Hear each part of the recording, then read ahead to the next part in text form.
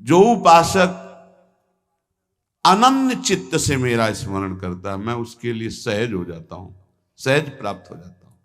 जिनको लगता है भगवत प्राप्ति बहुत कठिन है, अरे ये तो कहीं ब्रह्म ऋषियों को मिलते हैं, नहीं नहीं, ये इतने कृपालु हैं कि बिल्कुल सहज हैं। जो सहज हो जाए तो बहुत जल्दी मिल जाए। कहीं गाय चराने वाले को मिल जाते हैं, कहीं एकदम भोले भाले जिनको ज्ञान ही नहीं है उनको भी मिल जाते हैं। एक बहुत ही भोला नवयुवक था, अढ़िया नाम था उसका।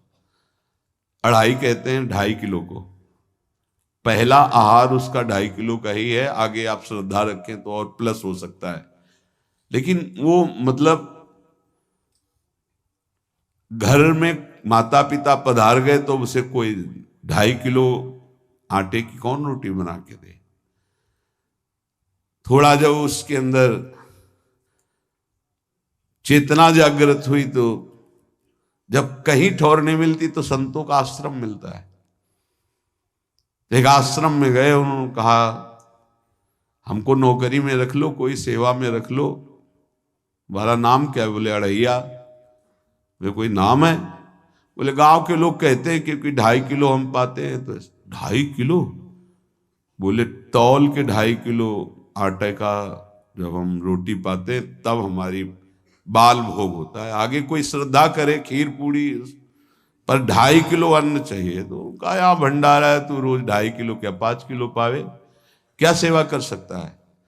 तो उनका जो आप सेवा बताएंगे सिखाएंगे वो हम कर लेंगे। उनका तुम गाय चराया करो, गाय चरा। भाई देखो, हमारा वैष्णव सिद्धांत है, तुम गाय चराने जा रहे हो, हम यहां से तुम्हें अमनिया दे दिया करेंगे, जंगल में तुम बनाओ और वहीं ठाकुर जी को भोग लगाओ और पाओ। बिना भोग लगाए पाने का विधान हमारे आश्रम से आपका नहीं बन सकता। बोले हमको तो कुछ आता नहीं भोग लगाना, क्या भोग लगाएं? उनका जब आप बना लीजिएगा, क्योंकि अब यहां 2.5 किलो तुम्हारे लिए अलग से बन करके जाए, तुम अपना बनाओ, जो जो चाहो भंडारी से कह दिया दे दिया करो, वहीं लकड़ी बिनो, वहीं बनाओ और गाय चराओ और ठाकुर को भोग लगा के पाओ। जितना मनावे आप पाओ। पहले दिन भोग मिला तो बाटी बना, गरीब आदमी था, घर से तिरस्कृत था, वो सब जानता था। बाटी ऐसे उपला बीन लिए, बाटी बनाए, 2-4 आलू का भरता बनाया, 2.5 किलो आटे की बाटी। उसने कहा गुरुदेव के ठाकुर आओ भोग लगाओ आके। बड़े बड़े ऋषि मुनि मंत्रों से आवाहन करते रहते हैं, सरकार पधारते नहीं, केवल भाव से भोग लगाते हुए इतने लीला बिहारी प्रभु आ गए श्री राम जी। अढ़ैया ने आंख खुरप लगी ऐसी तो आंख खोल के देखा, नवीन मेघ कांति, अरविंदाक्ष, सारंग धनुष धारण किए हुए सामने खड़े। कहा कौन हो आप? मैं राम जी कहते हैं, आपने कहा गुरुदेव के ठाकुर आ, तो गुरुदेव तुम्हारे जो है उनके हम ठाकुर जी हैं।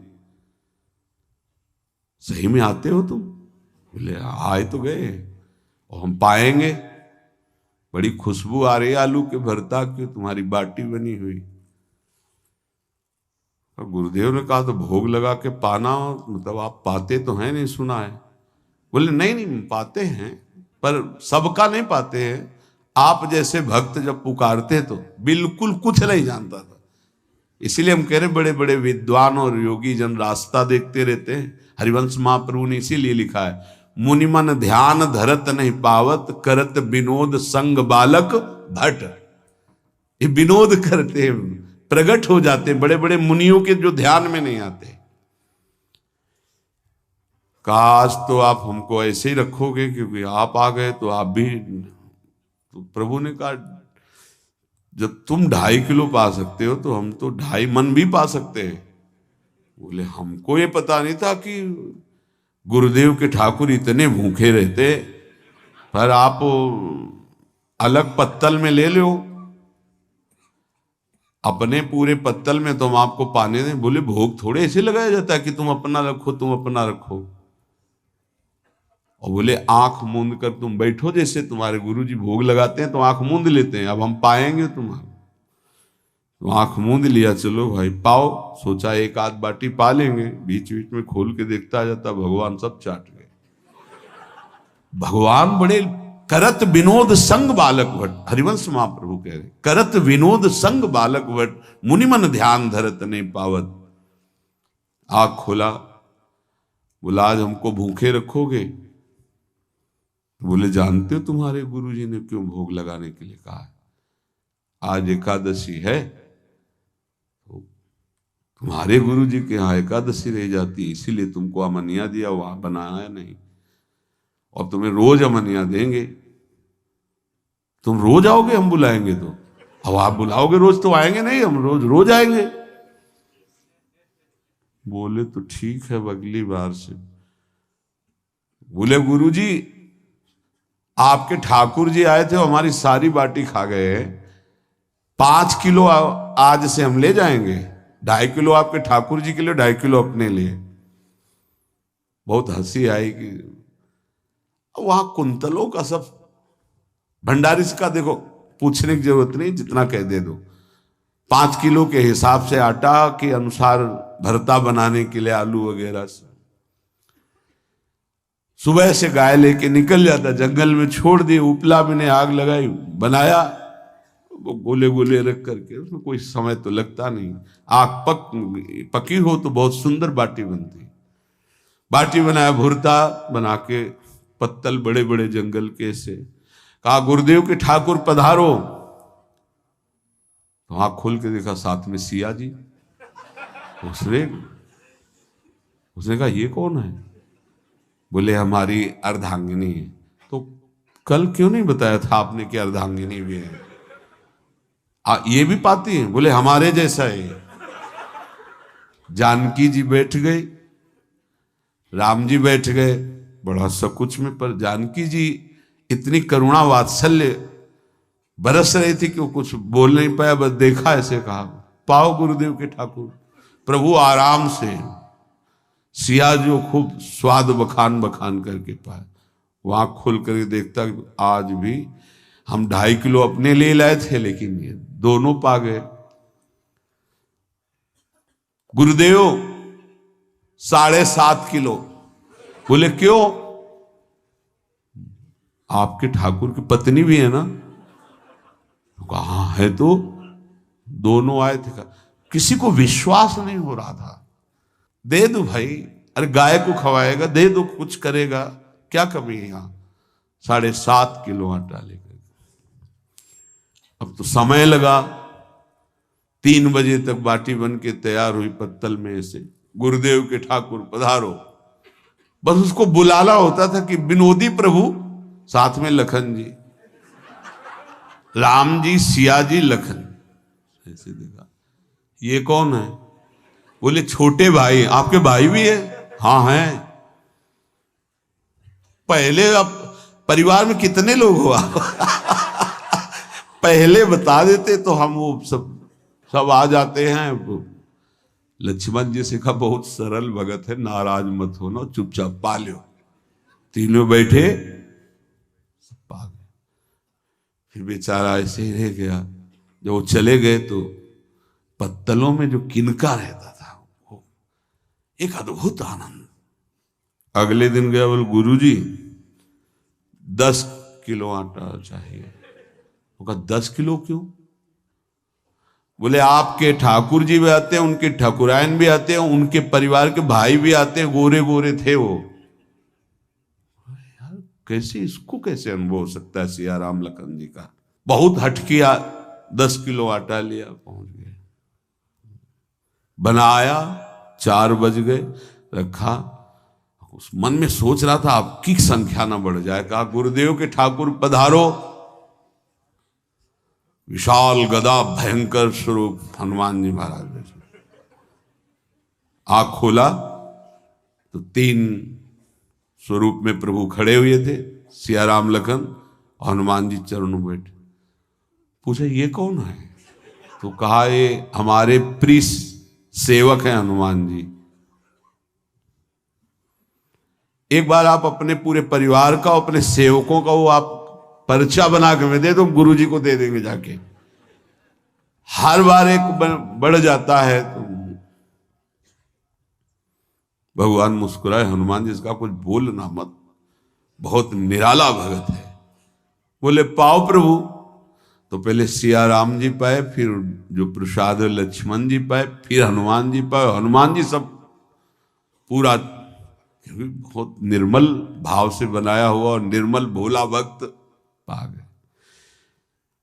अगली बार कहा गुरुदेव 5 किलो एक्स्ट्रा में रख दो, 1 नंबर बढ़ता जाता है। आपके पहले ठाकुर जी आए, फिर ठाकुरायन जी आए, फिर उनके भाई आए, फिर इस बार तो बहुत भयानक रूप, गदा लिए हुए लाल अरुण वर्ण शरीर का प्रकट हो रहा है। जिधर देखो कंचन वर्ण की कांति, मुख में अरुण वर्ण की कांति।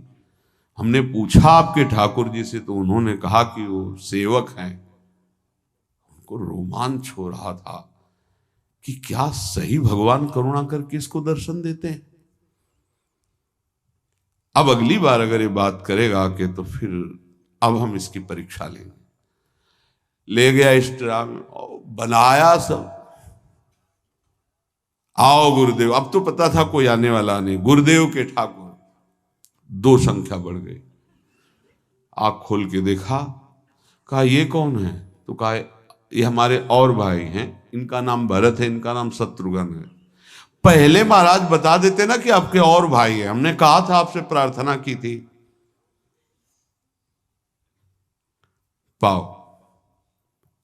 बचे नहीं ना, वो 2 संख्या ज्यादा हो। अगली बार गुरुदेव से कहा कि गुरुदेव 20 किलो वाली बोरी में भर दीजिए, अब हम दिन भर बनाएंगे क्योंकि आपके इतने ठाकुर हैं।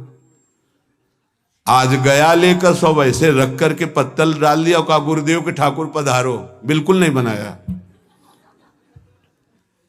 आ गए प्रभु। कहा कहाँ यार, तो खुशबू भी नहीं आ रही, ना बाटी की ना भरता की। बोले प्रभु आपके साथ पत्नी है ना, और सेवक भी है, इतने दिन से तो हमारे हाथ का पाए, आज हम पाना चाहते हैं, आप बनाओ अपने रुचि का बनाओ और पाओ। प्रभु ने सिया जी की तरफ देखा कि अलवेला भक्त। सिया जी ने कहा अनंत सामर्थ्यशाली शक्तियों की स्वामिनी। बोले प्रभु देखो हमने ना उपला बिना है ना लकड़ी, आपके सेवक है ना, इनसे बोलो। तो हनुमान जी से कहा कि आप उपला और लकड़ी इकट्ठा करो, भाई आदेश है भगत का। लक्ष्मण जी चूल्हा जला रहे, व्यवस्था आग की, और सियाजू के आंखों में आंसू भी आ रहे, धुआं भी लग रहा है, पर बना रहे। उसने कहा बनाओ, हम गाय एकत्रित करके आ रहे हैं।